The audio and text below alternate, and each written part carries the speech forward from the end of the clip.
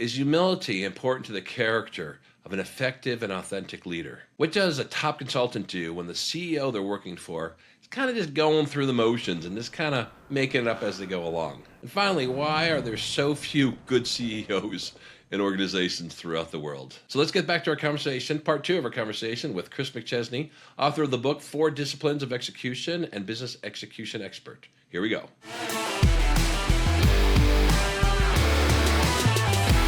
Hello, I'm Michael Denisoff, CEO and Principal Director of Denisoff Consulting Group, an international consulting firm dedicated to elevating organizations to help them perform better, be more successful, and grow strong, high-performing cultures. And this is possible, but only if we're really honest about how corporations work. So welcome to this episode of Work Trauma, How Corporations Really Work podcast, where we pull back the curtain to let you know what is really going on at companies so you can make good decisions about who you work for, how to navigate your career, and if you are a leader, how to build better, fairer, and more successful organizations. All right, everybody, and welcome back to part 2 of our conversation with Christopher McChesney, lead author of the 4 Disciplines of Execution. And, you know, part 1, man, Chris, you gave us just a great, and I can't believe how deep overview of 4DX, how it is, and really kind of the heart of it. And I know they say if you want to explain something well, pretend you're talking to your best friend. So I didn't have to pretend today. That made it a lot easier. I love it. I love it. It's great. So, you know, one of the things with work trauma, right, we're very hard, and I think rightly so for the most part, on the executives and CEOs, right? Because sometimes you get the feeling of the CEOs, they're really, I think one of our theses is to protect and preserve. You preserve their title, preserve their pay, protect them from not getting in trouble, pass the blame to everybody else. I mean, how many times have I seen as a consultant the CEO make a bad call or a VP of overhead make a bad call, and somehow they're really good on pushing it out to everybody else. So and that to me causes a lot of the work trauma. So what we left off last time with, or when we took our break, was what are the characteristics then of the senior leaders that they have to implement 4DX? Because it is not conventional, and it's definitely not egocentric. It's outside of themselves. It's not about glorifying themselves. It's pushing it down. So I'd like to hear about that. The last chapter of the second edition of 4DX, we hit this one head on, and we said, all right, these are the core attributes that we've seen. And we didn't do this in the abstract. We literally had a set of leaders. BJ Walker, Beverly Walker at Department of Human Services, reduced repeat cases of child abuse across the entire state of Georgia by over 50%. Wow. Her last 10 predecessors that were Secretary of DHS, Commissioner of DHS, none of them had lasted more than a year. Dave Grissom, who at Marriott for the 11 years leading up to the pandemic had beaten his prior year, President of the Americas had beaten his prior year guest sat number for 11 straight years, leading, by the way, during that period to Marriott becoming the biggest hospitality company in the world. Colleen Wegman, who, if anybody knows the Wegman grocery store, I won't have to say anything more about it. They're revered all over the world. Yeah. She was amazing at this process. And we look at these, so we look at these leaders and we said, okay, what is it about them? And a few things really stuck out. The first was, you know, they might have had imposter syndrome. I think I've heard, I don't know if you've thought about this dynamic much, but imposter syndrome is an interesting thing. It's this little voice in our head that says, it's the voice I felt before I got on this call with you that says, you don't really belong here, Chris. He's gonna hold you up as some expert, and you know what a moron you are, and everybody in that house can give plenty of data on this. Right? Everybody has this imposter syndrome, and this imposter syndrome, it can keep you humble, or it can create some weird counter behaviors. Yeah. Where you're selling that strategy so hard because you want people to believe that you belong. Or you're so worried about what your boss thinks of you that you're managing up versus managing down. Yeah. Right. And I don't think it's whether or not you have imposter syndrome. I think it's how you treat it. But so as we looked at these 4 leaders, what did we see? The first thing we saw was a humility around the problem itself. So whatever they were going after, they didn't have this sort of ego delusion that their brilliant idea was the cure. They reverenced and they respected the significance. And that only comes from one place. That comes from listening to people and thinking deeply about something.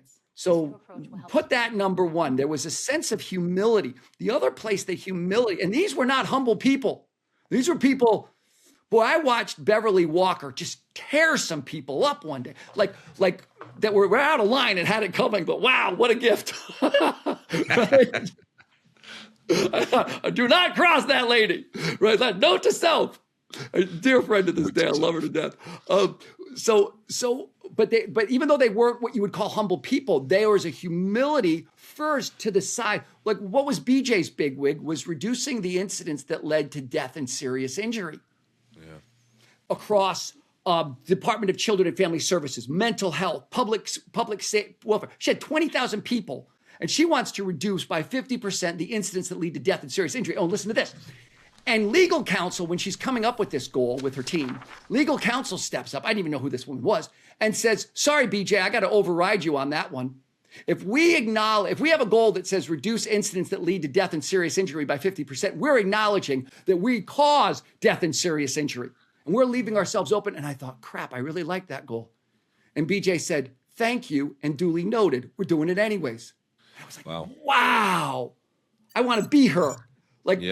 Like she understood the legality, and the lives of her constituents were more important than her political reputation. That's amazing. Right? And I think that's rare. Oh, it's feels incredible. rare. It's incredible. Like it's rare to reduce 50% of the child abuse cases. So part of it was humility around the problem. But here's the other thing. When they first started to hear these principles, they could recognize that little Chris McChesney and this team weren't the authors of this. That these were the principles. Like this is the thing. Like great executors had never heard this syntax and this language. They did the same thing. The best executors that you know land one plane at a time. They look for leverage. They have visibility. They have a cadence of a kind. They do this stuff. We didn't invent it. We just sort of excavated it a little bit. Nice. And so part of their humility was they didn't try and reinvent the principles. Once they saw that the principles were real, they became students of the principle. So not only did they have reverence for the problem, but if there was a way to really harness collective human energy, they wanted to understand it, and they were teachable. Okay, so those are two huge characteristics right off the bat. Yeah. And are those rare? Yeah, those aren't just rare for. I don't know how many humans you know. No, it's true. It ain't like listening is our strength. You know what I mean?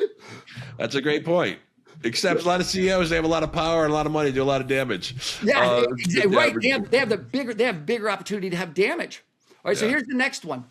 Yeah. It was an interesting form of courage that they had, and like that example I gave you of BJ saying, "I'm going to take the lawsuit liability," even though the last 10 commissioners had all been fired in less than a year. And the Atlanta paper, Atlanta Journal, Constitution Journal, whatever it's called, basically made a career out of sacking DHS commissioners. Right. And there were people gunning for her. I'm gonna do the risky thing. Here's also where the courage showed up.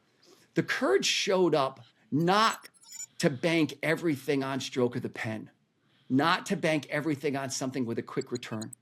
There was the courage to say, all right, we're going to let this bet play out, and I'm going to take some heat in the meantime, because we might have 4-6 months where I can't show a damn thing. Also, I got to have the courage to protect these people from raining initiatives from every weird force in this organization. And you have a Dave Grissom who's like, all initiatives have to come through me before they can get to general managers in my hotels, and just made himself a firebrand and from big players inside the organization. So first was humility, second was courage, and the third one is so boring. These are the 4 disciplines of execution. They're not the 4 good ideas of execution. They actually require discipline. And what does that mean? It means they held their own weekly meeting, every single week, no matter what, no Right. matter how bad the whirlwind got. Let me give you a great example. The most profitable Marriott in the world is the Marriott Marquis in Times Square in New York City. It's so profitable that Bill Marriott will walk through those doors once a month and nobody knows when. But he will spot check that. Think about the thousands of hotels Marriott has. He's walking in the Times Square Marriott Marquis every month, and they don't know when he's walking in. The general manager of the Marquis at the time, Mike Stengel, had to live in the Marquis. He wasn't allowed to go home. He had to live in as one of the penthouse things inside of the Marquis with his family. So he, for whatever reason, went to the first Beijing Olympics. He was in China for. This is when we were first starting with Marriott. He called in at 2:00 in the morning his time to his weekly, we call them wig sessions, to his weekly meeting. That sent a shockwave through the organization that Mike Stengel in China got out of bed in the middle of the night to hold this. You better have a hell of an excuse if you want to push off your meeting this week. Like, the execution gear is gonna run. They were serious as a heart attack. And I tell leaders, stop apologizing for this thing. Stop being like, oh, people, I know how busy you are. I'm sorry. No, nobody likes to play. Nobody likes to watch preseason football. Yeah. Right? I'm not a baseball fan. I wait all summer for a football game. I finally get, it's Dolphins and Patriots. Yay. And 5 minutes into a preseason game, because it doesn't matter. Right? So it has to be a winnable game. It has to be a high stakes game. So what have we said so far? Humility. We said courage. Courage. Yep. And discipline. They had the discipline. To the disciplines. Okay, now the fourth one is the bonus one, and I get flack for this. Colleen Wegman at Wegmans. By the way, if you've never been to a Wegmans grocery store, it's like Disney World for food. They'll take a dead J.C. Penney's, turn it into a Wegmans with 7 entrances, escalators, and it's unbelievable. You go to the cheese area, and someone's teaching you how to cook, and you go here, and they hire teachers, and it's bizarre. People camp out in their parking lots before the grand opening of Wegmans. That's the kind of cult following they have. Yeah. Colleen, when I started working for Colleen, she's Danny Wegman was the founder. Colleen's his daughter that's now CEO. Colleen took me aside and said, this is her number one thing, was this execution stuff. She took me aside and she said, Chris, you're going to do great. And I want you to know we believe in you. And you need anything from me day or night, you've got it. More than anything, Chris, I want you to. I'm working for her. I'm not even an employee. I'm a freaking consultant. Nobody likes consultants. She says, dude, Michael, I would walk on broken glass for that woman. She was so, I don't know. And so we tried to, Jim Hewling and I sat around trying to say, what is that? And we said, oh, that's love. That's what I felt. What did I feel that caused me to want to walk on broken glass for Colleen Wegman? She's a deeply religious person. She had the gift, she had the ability to love people. And not in some self-aggrandizing way, but for them. And that love ingredient was really there in the most exceptional leaders. So I don't know if this is a full battery of characteristics that leaders are supposed to have, but boy, the best ones that we've seen, humility, courage, discipline, and love. It makes a lot of sense, because that love piece, right, is love by definition about the other, right? And we see so many executives today about themselves and how they look, and the rock star CEO thing, that became a prevalent thing in the last 20 years. So the Marriott guy, Grissom, one of his things that he would do is there was a time block in his schedule, and he had a person that would scan this app that we have where they make their commitments.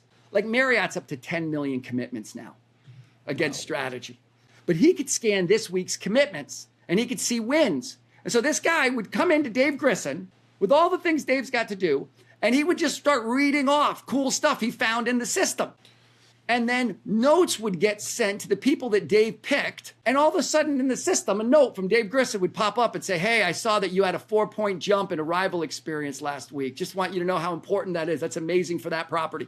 Blah, blah, blah, blah, blah. People would print these things off and post them, right? But just that wasn't anything we advised people to do because nobody would do it. But it was just something that the guy was like, no, this has to have a personal touch. And people have to know that I care. And that cost him. That wasn't free for Dave. That's amazing. Okay, I love that. No, I think that's a great grouping. Again, I don't always see a lot of these things with a lot of executives. I do, not to impugn all executive. I want to go back to the courage one, because you said something that stuck out to me. You know, because I would imagine the default is the strike of the pen, right? In the end, so it is written, so shall it be done. I will do this as man in power, woman in power.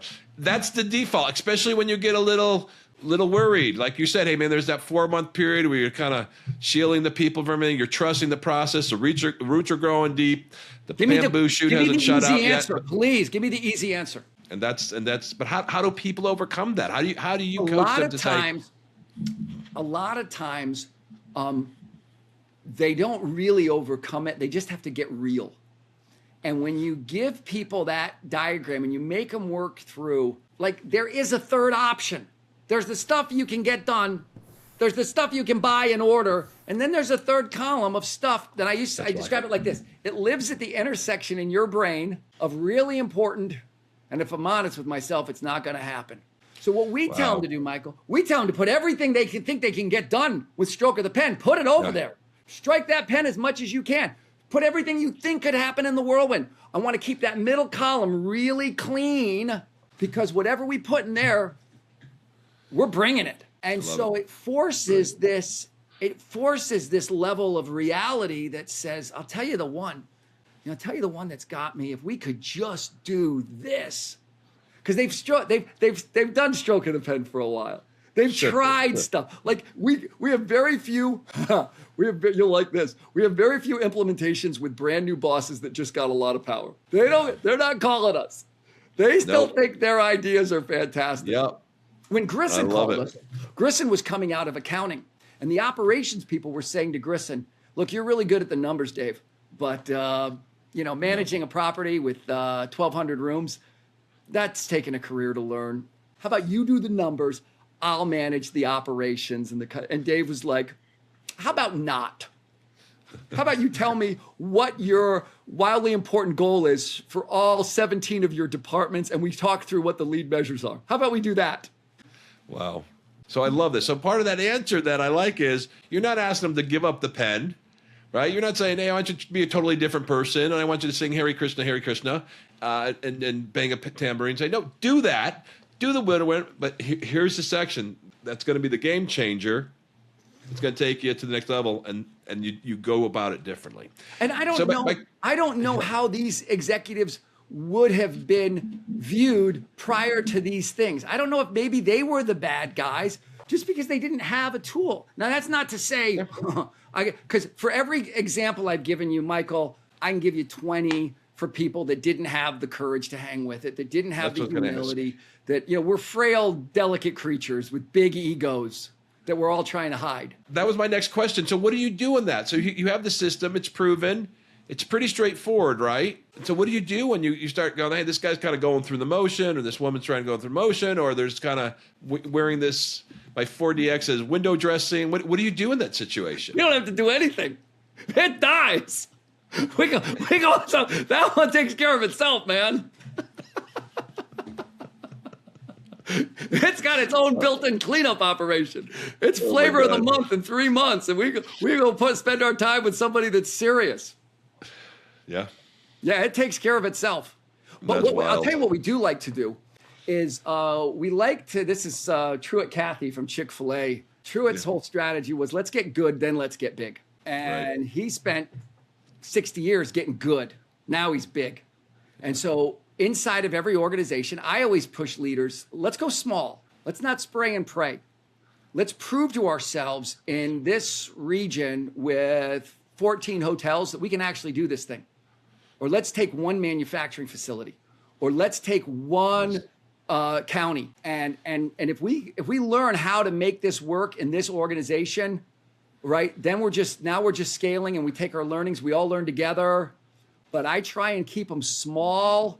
And in a hurry. I'll tell you the red flag for me, if somebody tries to delegate this, I do too. Yeah. You know what I mean? But I do. If you're really serious, I'll roll up my sleeves with you. Right on.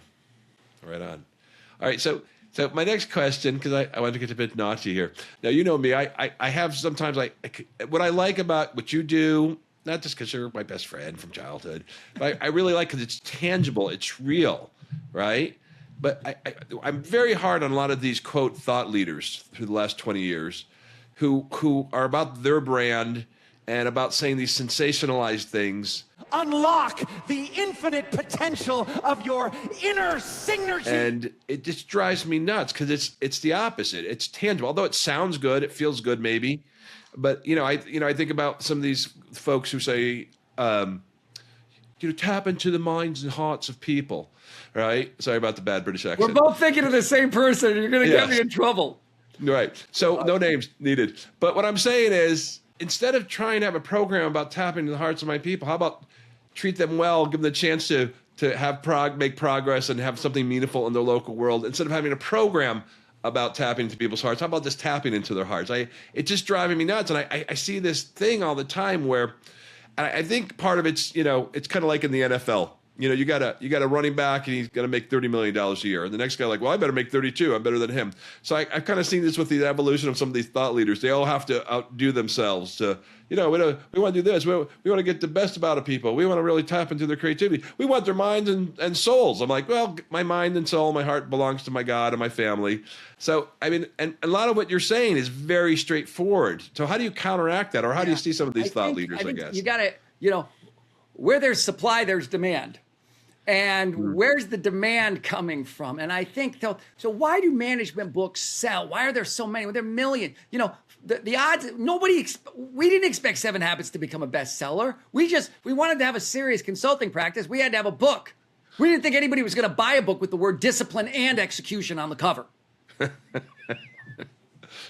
Lots of books come out of Franklin Covey. There's only been like 3 really big sellers.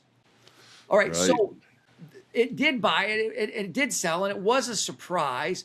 But why why millions of bits? And I think the demand that's driving it is a lot of people get put into positions of leadership. Now try this one on, Michael. Yes. I've heard lots of people say, "Oh, I have a terrible sense of direction." I've heard lots of people say, "Oh, I'm terrible at math." I personally cannot spell. I'll admit that freely. I hate to mingle. It's social. Even though I'm a speaker, I hate mingling. It's social part. People are really honest about a lot of things they can't do. I have yet, in 30 years of experience, to hear anyone say, I'm just not a very good leader. Wow. Right. I'm just not very good. We'll say that about everything. We will not say that about leadership. No. Because it's like an indictment on our whole character.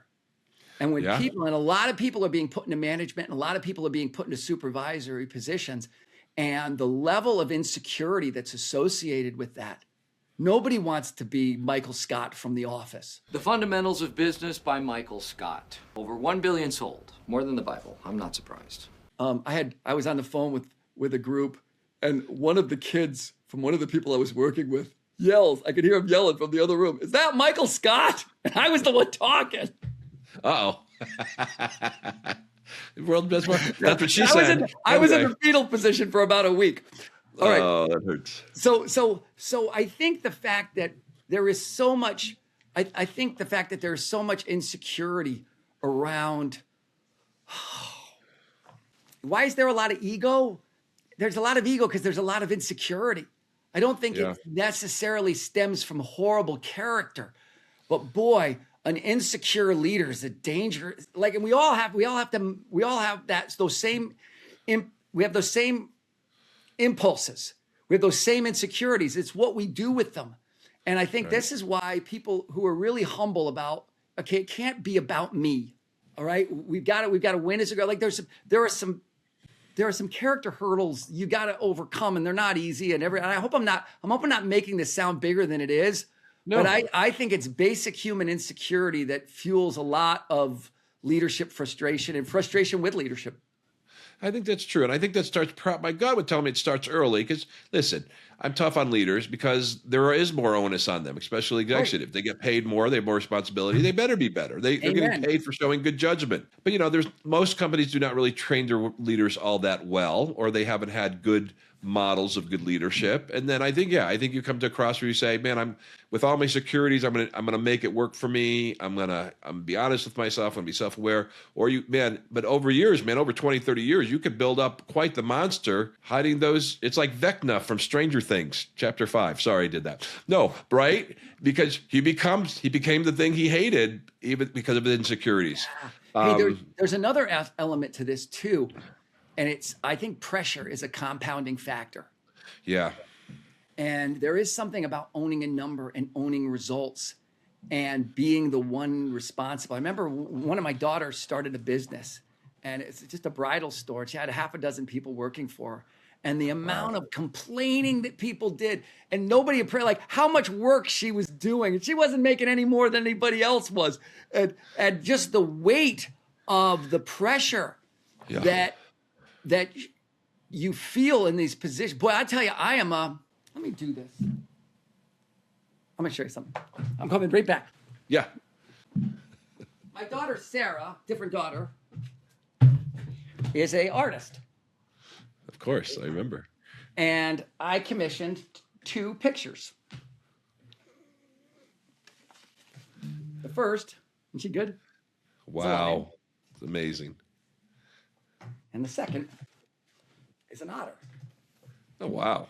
And I have these 2 in my office, and the otter is above the lion. And what I know is that there is a lion in there, and that lion has done some damage. And that lion tends to show up under pressure. Yeah. It shows up when I'm frustrated, and it shows up when I'm right about something. And I have this sort of righteous indignation. I'm really dangerous when I have righteous indignation. And so the picture is the otter. It's the other side of my personality above the lion. I was going into maybe the most important meeting of my life to get this practice legitimized inside of Franklin Covey. It had just been a skunkworks project. And I had to present to all my peers. And we've all been competitors for so long. And Mark Josie, who's worked with me from the beginning, has been my partner. He grabbed me by the shoulder. I was about to go on, and man, I was loaded for bear. I had numbers. I was ready. And he said, Chris. Not angry, Chris. Fun, Chris. Right now, let's be fun, Chris. And it's like things started clicking in my brain, and I'm like, okay. Right? But all of those things, that lion doesn't show up because I'm a bad person. That lion shows up because I'm under pressure. Yeah. And I'm frustrated. And I think about my dad. You worked for Ed. Yeah. Summer construction, baby. Michael would not have been a true McChesney if he hadn't spent a summer rite of working for Ed passage. McChesney. And I think about my dad, and I think it's really hard to be running a construction business is maybe one of the most frustrating things a human being could do. So I think I know it sounds like I'm defending. I'm not. No. But I just know why. Well, I'll tell you this. Edwards Deming said, anytime the majority of people behave a particular way, the majority of the time, the problem's not the people. The problem's in the system. Yeah. And if a majority of leaders are behaving a particular way, the majority of the time, they're not overcoming the system. And there's something in the sort of systemic dynamics of being that's interesting. Not everybody's built for. No, I think that's fair. I think he also said something to the effect of, and I remember this, actually I took this at Covey, the quality course, put good people in a bad system and ultimately the system wins. Yeah, that's right. That's the origin of that. That's right. Yeah. That came out of the TQM work, right? That's right. But I guess my challenge is where I see it slightly different. Listen, small business is different, right? When you start making $25 million a year, listen, to be a CEO of any size company, right, it takes broad shoulders. It's hard. To be responsible for a number, right? I remember at my previous job, I hired a woman to run the training department. And I said, have you ever had P&L responsibility? She's like, no. She goes, what's it like? I'm like, get used to not sleeping, right? Yeah. That's what I'm talking about. Yeah, so I think there's some broad shoulders to it. But I guess I struggle with sometimes when you get to the I'm talking about the Fortune 500 companies in particular, larger companies where there is big staff, there's big money involved. And you've worked. I don't always see that humility. Yeah. I don't see people saying, "Man, I'm a otter sometimes line. I need to be a better person." I find it's like, and part of it is covering it up, or they've got punch drunk on the power and they kind of like it. I hate to indict all of them like that, but it kind of gets really fuzzy to me. But I think that's fair. I think part of it is just the architect of it all, right? The architecture of it all, where you got analysts, you got pressure from a lot of things to perform. It could make people do things that they don't want to do, including, by the way, is target finding a scapegoat on your team. Because I've seen this, right? Where the CEO clearly made a bad decision. There's the inner circle, then there's the inner circle, and they find somebody to blame it on. The entire department is failing because of your incompetence. I swear I did everything right. I am innocent. Because they're keeping what they have. So that's where I struggle with it a little bit. But I do appreciate what you're saying. I think great leaders, real, truly great, authentic leaders, will constantly be aware about themselves and what they could do. Do you remember the first Men in Black movie? Vaguely, yeah. Tommy Lee Jones and Will Smith. Will Smith, yeah. Right. And Will Smith is really upset about having to keep everything secret. And That's he right. says to That's Tommy right. Lee Jones, he says, well, just explain it to people. People are smart. And Tommy Lee Jones cuts him right off. And he says, no. A person is smart. People are dumb, panicky, dangerous animals, and you know it. And I love that bit, right? And it's we ought to know better, but people, we're people. Yeah, and it is a boy. You're making a good point though that you have a lot of responsibility, and you're being paid. Yeah, you're being paid to be better, and I think one of the things that I might have a little bit of rose-colored glasses because I naturally don't end up working with the egomaniacs. Yeah. Right? I tell you who I don't end up working with is people who manage up. People who, I mean by managing up, it's like they're always doing stuff, through the eyes of their boss. There's some weird dynamics there. And those people, I know I'm really painting with a broad brush here. They're not really into hard execution, right? Getting it right at the front. Like that's hard work. And so, so part of this, like, first of all, the Covey lens, leaders that know about us in the first place probably know about us through 7 Habits of Highly Effective People, right? Which is a very introspective work, right? So I see a lot of people who, I don't know how their people feel about them, but they're trying very hard, and they're maxed out, right? But a lot of the types that you're very frustrated with, and you've worked inside a lot of big organizations, and in your functions, you've worked close to a lot of these people. They're going to be people I'm not going to spend a lot of time with. No, it's true. You know, it's so funny. This goes back to the 7 Habits Day when I used to teach 7 Habits in the 90s, right? I used to and there's of course exceptions and breakthrough cases, but I always used to think the people who love the 7 Habits class the most need it the least, right? Because they're kind of already there. They're already working this stuff now. Now we just kind of boosted them. Right. The people who fought it needed it the most. And then there was breakthroughs. But that's an interesting comment. I don't mean to paint it all blurry, but I think there's this, for me, I think part of this, part of the podcast, right? We're to pull back the curtain to show how things really work, because some of it is insane and inane, right? No question. And we don't even have to point fingers about it. We just got to do it differently. That's why I really appreciate your work, right? It's not about pointing fingers. It's not about anything except, hey, man, let's get this right. Let's get this going. My brother was a designer at Ford Motor Company. He saw a dynamic that is a real gotcha. And it's this weird artificial self-fulfilling prophecy. He called it the golden gut. And what the golden gut was, it was this little voice in your head that says, you're the boss, and you're not the boss by accident. And they made you the boss because you've got boss judgment. Your gut, you have a golden gut.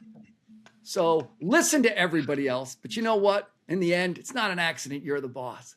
Yeah. And this golden gut mentality is really it's one to watch out for. It's the absolute opposite of the humility, both around the problem and the humility around the solution. Like, what's the counter type to humility? It's not necessarily bravado. It's this. Sometimes it comes off in very soft packages. I know best. Yeah, and it's one we ought to watch out for. That is brilliant. The golden gun. I gotta get Mark on the show. Oh, no, it's true. I would not recommend it. I know. I see his posts. Everybody that's take another a shot story. of whiskey first, right? But I think that's brilliant though. Because it's just like anybody, right? It's just like whether you're a movie star or you're an athlete, you start believing your own press clippings. I am great. I know everything, and then all of a sudden, you're a movie star and you are also an authority on investing and politics and any other thing just because you're a good actor, let's say. It's easy to fall into that. It is intoxicating. And again, I've had some roles where you're like, oh, yes, sir. And I'm like, really, no, just treat me regular. And if you're not careful, it kind of feels good. I've seen it. And I'm sure I've done it where sometimes leaders just want to have a meeting because it feels good to hold court. Oh, right. Michael Scott calling everybody into the conference room. They nailed that on The Office. They did, right? That's why The Office resonated with so many people, because that or the Scott Adams work, right? They see The little Gilberts. bits and pieces, probably in themselves as well as others, right? Yes. All right. So, okay, here's another switching gears because we've got a few more minutes. This is another thing that pet peeves me. And again, I want to be very clear. I'm not sour on companies. I just think we got to be honest about things so people can make good decisions about who they work for, how to manage their career, right? And also if they become good leaders to do it right. Yeah, I like that that's angle. really what I'm mostly interested in. But when sometimes I hear I get a sense for these companies, they have this, they demand this unique high level of loyalty from the employees. And that just drives me nuts because one, they're not loyal to you, and not because they're bad. They're fundamentally loyal to the shareholders, which is fine. And I remember even seeing a company said, well, mission statement can't be to make more money for the shareholders because that's not very moving, but it's more honest. And I'm like, sometimes I'm like, how dare a company demands loyalty from them, from their employees, but if they needed to fire you, which they have, and I've been a part of this, they'll say, hey, it's nothing personal, Chris. It's this business. Your position's been eliminated, and you say, "But I gave all these good years to you. What about loyalty to me? And we paid you for those years. Good luck. Here's a packet." So, and again, but I don't want to go the other way where there needs to be an adversarial relationship with the company because that's not good for anybody anyway. I'm trying to kind of restructure the social contract, I guess, is what I'm looking for. If you have any thoughts on that, The same people who cry loyalty are the same people that cry victim. It's just at a different level of leadership, right? That's interesting. Yeah. Woe is I'm the victim. No, can we all just be grown-ups and recognize the governing force of the universe is self-interest? And you really cannot ask someone who is being fair or at least just, right, to forego their self-interest for your self-interest. Can we just be that adult to do that? Wow. With the same dynamics that show up in a victim mentality, the world's not fair. And there's a big difference between fairness and justice. I hope to write a book one day called The Travesty of Fair. I think 100 million civilians died in the 20th century because of the politics of fairness in the Soviet Union and Red China and Germany. Yeah. Right? That led to the idea of fairness led to abuse of power. And the reason that this fairness ideology was so compelling was it was very compelling to people with a victim mentality. And anytime a leader screams loyalty, that's like, a child, before they can talk, they can recognize something's not fair. Somebody got an ice cream cone and I didn't, I'm screaming. Like, they can't even talk. It's not fairness. Yeah, it's not fair. That's not an advanced ideology, people. Right? Yeah. And I think you really got me on one now. And I This just is see awesome. I just see the loyalty thing as just the leadership version of the victim mentality. Well, if they had any loyalty, oh, shut up. If you made it a win for them, they weren't going anywhere. You and I were talking about this the other week. And I really, even though it hurts sometimes to lose some very talented people, you have to accept that if that's really in their best interest, just like when I wasn't getting the funding at Covey that I wanted, and I went down that victim mentality for a while, I went, no, it's their money. If my division was so awesome, they'd want to give me the money, but they've got some bets that right now are a little more attractive to them. Like I can't, I just see it, maybe it's oversimplistic, but I just see the loyalty dynamic as an extension of a victim mentality. I think that's brilliant. I really do. I think that's totally brilliant to articulate like that. And that's why a part of what I like to do, through this podcast and some of this other work is just kind of reconfigure the social contract of working, right? And just have it be transparent and honest, and stop with the games and stuff and stop with the culture programs. You want to win hearts, get people to do better. You said something I liked. I want to go Yeah. back to something you said a minute ago. You said Please. Helping people to know kind of who to work for and where to choose. And this is it's hard when that next job offer is a $15,000 pay raise, to really really look at who the boss is and who I really want to work for. But I really like our current CEO. The prior CEO is a mentor of mine, but the current CEO is a friend of mine, and his name's Paul Walker, and Paul has a superpower. And I would say try to find some degree of this superpower in the leaders, if you have a choice of the leaders that you work for. And Paul's superpower is that Paul listens without judgment. So do I always agree with the decisions that Paul makes? Do I always agree with where he lands on an issue? You always get a fair hearing from Paul. Like he literally has this ability, and I think this is why he's our CEO. There were a handful of other people that could have been our CEO, but Paul has this ability to just, when you're talking to him, he sort of puts his opinions and his confirmation bias and everything aside. That'll come back later. But when he's talking to you, he honestly listens. And I think if you're a leader, it's one of the greatest things. People would rather be understood and listened to than agreed with. Yeah. And I think it's a great thing to aspire to. Boy, it's hard for me to do, but I really recognize it when other people have it, and I would really look for it. I love that. But my gut would tell me with Paul, your CEO, is, and then when he brings back his opinions, he's going to be straight with you about it and explain it to you. Wicked straight. Like the day he told me, hey, Bob loves you, Chris, but he dreads every time you come to Salt Lake. I'm like, oh, darn it. Tell me why.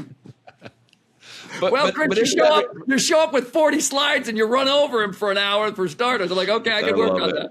I love it. But it's still refreshing. Yeah, and that's what I'd like to kind of move that social contract for all employees, right? So you have that good experience with your CEO, but I'd like to have that. And I like to bounce. I've been playing with this a little bit. The word transaction has become like this dirty word or a bad word.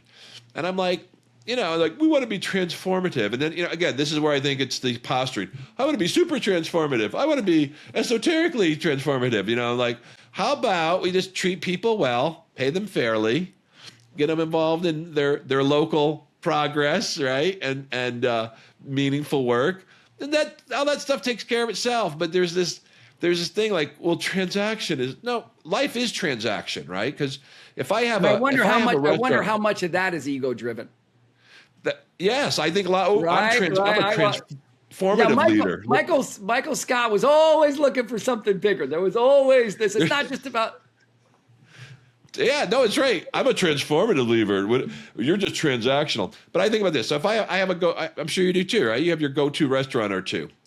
And, when people come to town, that's kind of where you take them. It's a go-to. And if you have one bad, and you've been going there and it's been good, you can say, well, I have a relationship with them. But that relationship is built on a bunch of interactions that either kind of build trust or lower trust. Right. And if they have a bad night at the restaurant, you're going to like, well, they had a bad night. If they have two, well, that's curious. If they have three, maybe they're no longer your go-to restaurant. And it was even though there was a transformational full relationship there, ultimately at some point, it doesn't make sense, right, for you to keep going back. So again, I think we've kind of tried to turn employees into, this goes back to the gathering their hearts and holding them and transforming their lives. Just treat them well. Yeah. And let them do great things. Let them accomplish great things and support them. And be straight with them when it's no longer good for them. You don't have to be the hero in the story. You don't. And and if it's their best self-interest them to go somewhere else, be a good boss and support them and write them a letter and support them because they'll be back. one way or another, they'll be back. I don't know how you feel about that. Absolutely. Because, I think, do you ever run into this with this will be our last question. I know it's getting late.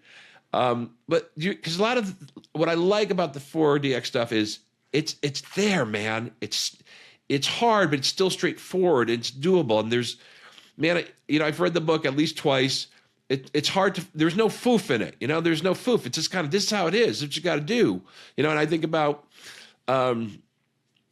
people like Nick Saban, right, from Alabama, even though he beat my beloved Notre Dame many times, right? It's about do your job, right, and we'll take care of you. It gets there, but the temptation for the cooler, sexier, or flavor of the day stuff. How do you kind of deal with that? I was really influenced a little. This is kind of goes back to some Ed McChesney roots. Yes. I was told at 11 years old that I was overhead, and I didn't know what that was, but I was pretty sure it wasn't good. Family-run construction company. All right, but so here, let me tell you where I'm going with this. Yes. People who tell me they're in relationship sales, I wince a little bit at that. Yes. It feels unsincere to me. And that's not to say I wasn't great friends with a lot of my clients and people that sold to me. But let's have that be the byproduct. Let's add value first. Let's deliver first. Let's do that. Then let's let the relationship be a byproduct. Let's deliver results first, and let's let engagement be the byproduct. Let's show, let's not worry about whether everybody loves us. Let's be a competent boss. Let's take care of the most important things. Let's let the relationship grow out naturally. I love it. That's how by the way, that's how I feel about culture in general. When people say, what is culture? And for me, most people, when they talk about culture, they're really talking about the fruits of culture, right? There's a good vibe here. It feels really good. And to me, culture is very measurable. It's like where people are spending their time. Are you in good meetings or bad meetings? Work is a huge part of the culture. When people say culture, they're talking about the relationships. That's there too. But right. How we do work ought to be the bigger part. It should be the bigger part. And if you do that well, and I imagine with 4DX, when people, this goes back to the engagement, right? When people are working, they feel like they're accomplishing things. They come to work because they know they're making a difference. Man, the fruit of the culture comes. The loyalty comes. Who knew that engagement had more to do with the work than it did the relationships? Not that the relationships are important. But I love this. 4,000 implementations. We can tell you, it's the work. What was it? Bill Clinton? It's the economy, stupid. Yeah, it's the work, stupid. Oh, you're killing me. This is brilliant. It is. And by the way, and through the work, then you get the relationship. And I think I shared this with you. We talked a couple times ago when I was back at this very large optical company. We were starting to get this push on us from this consulting firm out of Australia, and they were all about, having good meetings and knowing each other and all this stuff that sounded nice. And I'm like, what about the business? They never talked about the business. Anyway, but the Australian branch of the company, they spent like a couple $1 million in Australia. They tried to bring it to North America. And I'm like, nope, not a good idea. And the corporate headquarters rather was like, why not? They're so good. They're doing so great in Australia. They're having great meetings and they know each other's feedback and blah, blah, blah. And guess what? I will tell you, after a year, they had great meetings. They were really good at giving each other feedback, and the business was in the toilet. Yeah. So I like that. I think that's brilliant, right? So you build that relationship. How do you really build a relationship by somebody? By saying, we should be friends. And what goes to making a good friend is things like this. No, you show up and you help them shovel the driveway. You show up and, you're good to them. You hang out and you learn about each other. You don't anybody that's ever had a salesman try and sell them and lead with relationship. Oh, it makes my skin crawl. Oh, it's gross. It's terrible. I love it. It'll come. And it does. Yeah, and it does over time. Listen, I could go another 3 hours. You're so interesting and brilliant. This is so great. I love it. I want to leave it at that end because I think that solved a lot of things for me trying to articulate transaction versus transformation. And the work comes first, and all that other good stuff comes after it, as opposed to trying to put all this other stuff before the work, which I think a lot of these. I know. I have the same allergic reaction you do. Yep. I love it. Chris McChesney, you've been amazing. This was really a pleasure. So, a couple things. If you're cool, we're going to have you back again next season. Love for Up For It, because we have more to delve into. And for all those folks, thanks for joining us today on the Work Trauma, How Corporations Really Work podcast. Again, if you haven't checked out Christopher's book, The 4 Disciplines of Execution, please do so. It's more than a good read. It will make you really think, well, a lot of things Chris talked about tonight, think about how you do work a lot differently for much better returns. So with that said, Christopher, thank you so much. We hope to see you soon. We wish you only good things and peace and good. And we'll, I'm sure, talk soon. And everybody else, we'll see you at the next episode. Thank you. Thanks, everyone. Well, that wraps up our conversation with the author of The 4 Disciplines of Execution, Christopher McChesney. Good stuff, right? I mean, like real stuff. So be sure to share and like and subscribe to this podcast. Until we meet again, keep rocking in the free world, whatever that means.